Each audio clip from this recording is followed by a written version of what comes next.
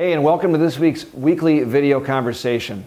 I hope everyone had a great Thanksgiving weekend with friends and family, and I hope everyone's getting excited and prepared for the big football game between the Vikings and the Packers this weekend as well. We're going to jump right into some questions, though, because a lot of the focus, of course, in Congress and in Washington has been on the so-called fiscal cliff, which I've been warning folks about for a long time and trying to sound the alarm bells on.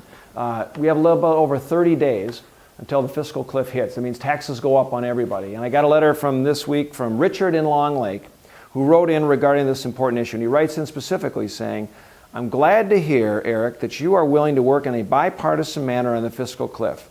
I agree that the tax code must be simplified while also managing the revenue and spending of and for Social Security and Medicare, especially by not using it for military expenditures when the military budget is already bloated."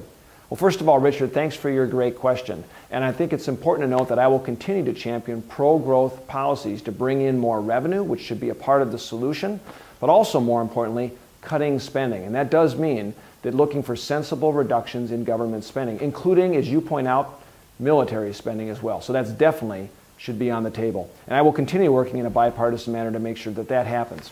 We also heard this week from several folks that it's actually on an education issue.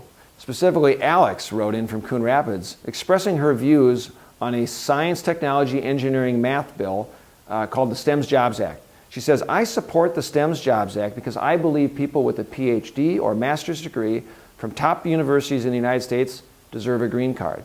They're smart, they contribute in generating new patents, new technologies, which keeps America competitive in the 21st century. I'm an immigrant myself and believe we need the best and the brightest here in America, no matter where they come from. Where do you stand on this issue and this bill?" Well, Alex, thanks for taking the time to write. I actually supported this legislative initiative. I was a co-sponsor of the bill. It passed in the House with bipartisan support. Essentially what it does is make sure that, knowing that we've got the top universities in the world, the students that come here that train, that get educated in science, technology, engineering, and math, get these advanced degrees, right now under our immigration system, a lot of these students get sent home. That makes no sense. This legislation allows those students to stay here, to create new patents, to innovate new ideas. Interesting statistic, 28% of all new small businesses have been started by these immigrants. That's the direction we need to go for immigration reform. That bill passed in the House with bipartisan support. Now it's up to the Senate to take action.